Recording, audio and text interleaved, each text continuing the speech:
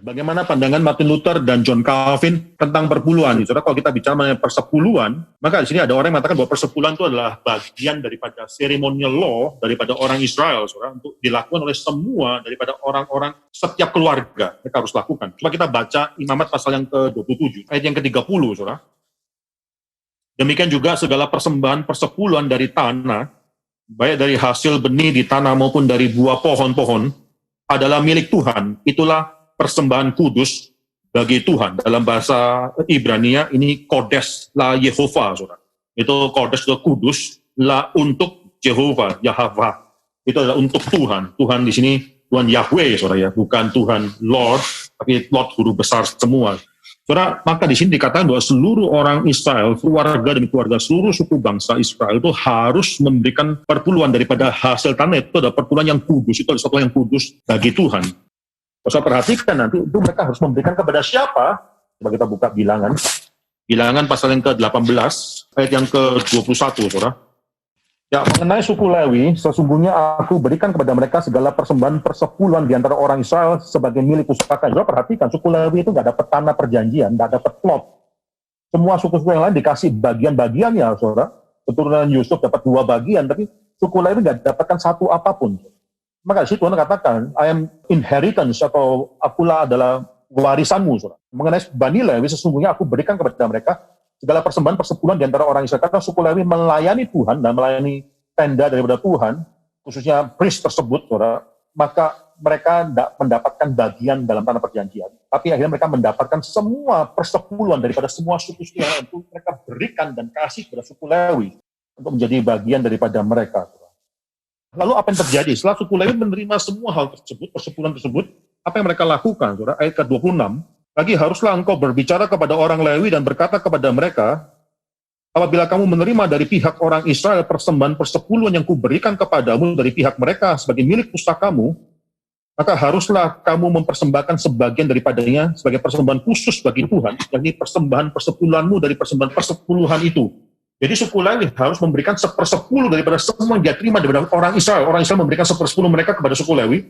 Suku Lewi memberikan 1/10 mereka, nanti diberikan kepada siapa? Ayat ke-28, saudara. Secara demikian kamu pun harus mempersembahkan sebagai persembahan khusus bagi Tuhan, sebagian daripada segala persembahan persepuluhan dan kamu terima daripada pihak orang Israel, dan yang dipersembahkan daripadanya sebagai persembahan khusus kepada Tuhan, haruslah kamu serahkan kepada Imam Harun, maksudnya kepada Harun sebagai imam besar dan priest lainnya. Jadi seluruh orang suku Israel mempersembahkan 10% kepada suku Lewi. Suku Lewi ntar mempersembahkan 10% kepada semua priest, khususnya imam besar, yaitu Harun. Nah ini nggak dikatakan lalu Harun kasih kepada siapa, nggak dikatakan, tapi karena Harun adalah orang dari suku Lewi juga, dia pasti juga memiliki implikasi, dia memberikan persepuluhan tersebut.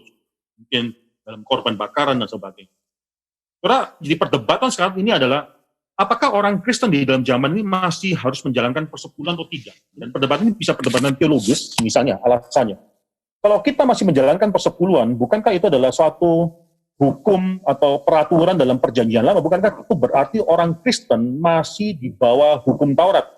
Bukankah itu menunjukkan bahwa Kristus itu tidak mulia? Bukankah Kristus sudah membawa orang Kristen untuk akhirnya lepas atau keluar daripada tuntutan daripada hukum Taurat? Mengapa kita masih kembali menjalankan perpuluhan ini? Itu kan hukum Taurat, itu adalah untuk bangsa Israel.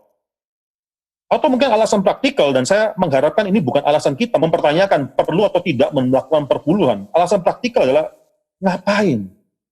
Saya sedang kesulitan, saya bisa melakukan begitu banyak hal lainnya daripada 10% yang harus diberikan tersebut. Ya, apalagi ada orang yang mulai hitung-hitungan, saudara, 10% per bulan itu harus diberikan sesudah teks atau sebelum teks. Saudara silakan hitung. Saudara silakan hitung, dan nanti saudara akan melihat beda antara sesudah dan sebelum teks itu sangat kecil sekali. Bagi kita yang sudah menerima kasih, belas kasihan itu yang demikian besar, sampai anak Allah yang harus mati, dan sekaligus sekali bagi kita semua. Masa kita menghitung mungkin cuma 2-3% saja, saudara, daripada perpuluhan tersebut. Ini tidak masuk akal. Kalau saya sendiri, saya menjalankan perpuluhan, dan saya menjalankan daripada semua bantuan bulanan yang saya terima sebagai hamba Tuhan, dan saya berikan semua yang kotor, saya berikan. Ya, ambil perpuluhan dari sana. So. Nah, mungkin pertanyaan di sini adalah, apa bedanya Martin Luther dan Calvin? So, saya coba mempelajari hal ini, dan ternyata nggak terlalu jelas, ini perlu dipelajari lebih lanjut lagi, saudara. Tapi ada perbedaan antara kedua orang ini. Martin Luther itu tendensi terhadap hukum, law, itu dia sangat ada lebih tendensi lebih antitesis terhadap hukum. Jadi antara di dalam pemikiran Martin Luther itu law and gospel itu sangat, tentangan antitesis itu sangat jelas sekali. Misalnya, saudara, hukum itu bagi Martin Luther itu cuma ada dua fungsi. Fungsi pertama bagi hukum itu adalah civil use, itu untuk mengekang dosa. Fungsi kedua itu adalah spiritual use, buat orang akhirnya bisa sadar akan dosanya, sadar akan penghakiman Tuhan. Tapi saudara, Calvin itu lebih sangat ada pemandangan positif terhadap hukum. Sama seperti Martin Luther, Martin juga mengatakan ada hukum itu serve as a mirror, ya pertama sebagai kaca, jadi kita bisa melihat dan kita tahu dosa kita, masyarakat bisa tahu mengenai dosa dia. Kalau tidak ada hukum, kita tidak tahu kita sudah berdosa. Yang kedua, bukan cuma serve as a mirror, bagi Calvin juga hukum adalah serve as a curb, merintangi kita. Ini khususnya untuk orang-orang yang belum mengenal Tuhan, tapi seringkali orang Kristen masih melakukan atau dibawa konsep hukum yang kedua ini, karena takut penghakiman, karena takut dihukum, atau takut akhirnya dipermalukan. Itu akhirnya memungkinkan masyarakat untuk akhirnya tidak berdosa lebih lanjut lagi. Di timur sama di barat, demikian berbeda, saudara. Dalam dunia barat, orang cerai itu udah biasa. Timur ini nggak terlalu biasa. Di sana ada malu, ada tekanan masyarakat, ada takut daripada dipermalukan. Itu fungsi hukum yang kedua, itu membuat orang tidak berdosa lebih lanjut lagi. Tapi Calvin berbeda dengan Martin Luther. Kalau Martin Luther cuma berhenti pada dua fungsi tersebut, Calvin masuk dalam fungsi yang ketiga. Hukum Taurat itu adalah positif. Itu bagi orang Kristen juga tetap positif hukum Taurat tersebut. 10 hukum Taurat itu membuat kita mengetahui di dalam rumah Tuhan itu ada peraturan apa. Buat kita akhirnya mencintai hukum-hukum Tuhan. Itu rule of faith, buat kita akhirnya mengetahui apa yang disukai oleh Tuhan dan kita mau melakukan hal tersebut. Dan lihat daripada dua hal ini, saudara, maka tidak heran kalau Martin Luther agak lebih negatif terhadap perpuluhan. Jangan lupa, saudara, Martin Luther itu mungkin pada saat itu dipengaruhi teologinya dia, atau konsep akhir zamannya dia. Martin Luther memikirkan bahwa Tuhan itu segera akan datang, sehingga dia itu sangat ada negatif, saudara, ada antisemitiknya dia. Tapi antisemitiknya Martin Luther ini bukan ras, tapi teologi. Dia benci atau dia kesal dengan orang-orang Yahudi yang terus-menerus tidak mau menerima Injil. Dia merasakan bahwa akhir zaman, Kristus akan segera datang, sebentar lagi akan datang. Dan orang Yahudi terus mengeraskan hatinya, tidak mau terima Yesus. Itu dia ada kebencian, itu kebencian tersebut itu ada. Mungkin ini salah satu juga alasannya dia yang membuat dia akhirnya lebih antipati terhadap hukum Taurat. Calvin tidak demikian. Calvin merasakan bahwa perpuluhan, kalau itu adalah bagian daripada hukum Taurat, itu sebenarnya bagian, Calvin katakan, itu appendix, tambahan kecil, tidak besar. Tapi Calvin katakan, sebagai orang Kristen, kita dengan sukacita melakukan seluruh daripada hukum Taurat, termasuk yang paling kecil sekalipun. Jadi Calvin dalam hal ini lebih positif, saudara, dalam orang Kristen melakukan perpuluhan. Cuma saya mau tambahkan satu kalimat, hati-hati, saudara, hati-hati, ya kita harus memperhatikan satu hal. Kita tadi bicara mengenai ceremonial law. Kalau kita katakan bahwa hukum Taurat adalah ceremonial law, maka kita harus pikirkan ceremonial law daripada orang Yahudi itu ada kaitannya dengan pertama darah, pengampunan dosa, tempel atau korban dan sebagainya. Itu salah satu ceremonial law yang mereka harus lakukan. Itu berkaitan dengan agamanya mereka, dengan imannya mereka. Kalau kaitannya dengan darah, dengan pengorbanan, dengan pengampunan dosa, maka seremonial law semacam demikian itu sudah tidak perlu lagi dilakukan, berhenti. Mengapa? Karena semua sudah digenapkan di dalam Kristus. Kristus adalah imam besar yang terakhir. Kristus adalah korban agung yang terakhir. Sudah tidak perlu lagi ada bait Allah setelah Kristus datang dalam dunia dan menggenapkan seluruh karya keselamatan. Tidak perlu lagi ada namanya korban bakaran setelah Kristus menjadi korban dari kayu salib. Tidak perlu lagi ada imam-imam besar ketika Kristus adalah imam besar yang terakhir yang sudah menembus seluruh langit dan masuk ke dalam ruang yang maha kudus tersebut yang bukan dibuat oleh tangan manusia. Maka di sini, saudara, itu harus berhenti. Tapi ada seremonial law tertentu yang tidak ada hubungannya dengan pengampunan. Dalam hal ini saya percaya perpuluhan itu tidak ada hubungannya dengan pengampunan dosa dan sebagainya. Mengapa saya katakan demikian? Karena perpuluhan ini sudah dilakukan bahkan sebelum ada bangsa Israel. Coba kita buka kitab Kejadian. Perpuluhan ini kaitannya dengan Thanksgiving, saudara. Kalau kita baca ke pasal 14, maka saudara melihat ini contoh pertama dalam Alkitab, Abraham memberikan perpuluhan kepada Melkisedek. 18, 19, 20 saya bacakan. Melkisedek, Raja Salem, membawa roti dan anggur, ia seorang imam Allah yang maha tinggi, lalu yang memberkati Abraham, katanya diberkatilah kiranya Abraham oleh Allah yang maha tinggi, pencipta langit dan bumi, dan terpujilah Allah yang maha tinggi yang telah menyerahkan musuhmu ke dalam tanganmu. Lalu Abraham memberikan kepadanya 1/10 dari semua. Ini satu kali diberikan. Kalau kita buka Ibrani pasal 7 ayat 4.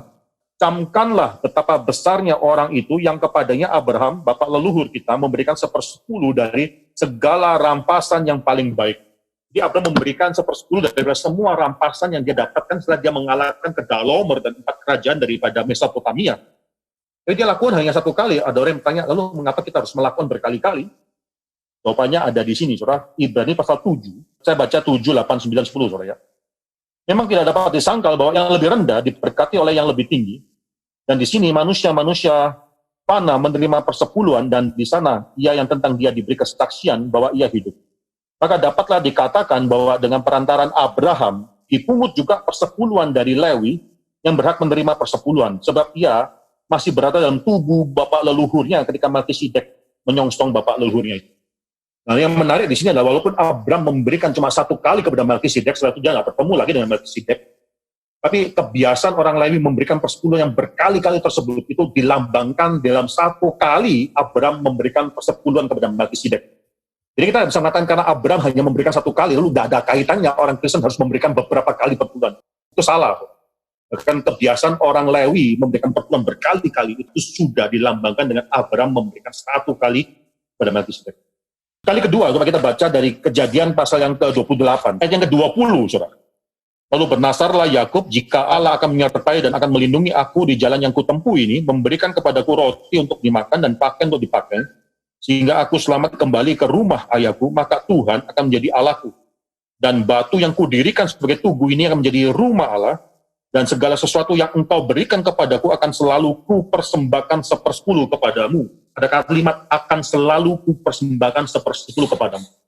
Terus Yakub pada saat ini belum menjadi satu bangsa, suku bangsa Israel, belum, saudara. Tapi Yakub di sini nanti akan Tuhan kembalikan Yakub ke dalam tanah perjanjian, dan Yakub di sini melalui ikrar dia akan mengatakan dia akan memberikan berkali-kali persepuluhan tersebut.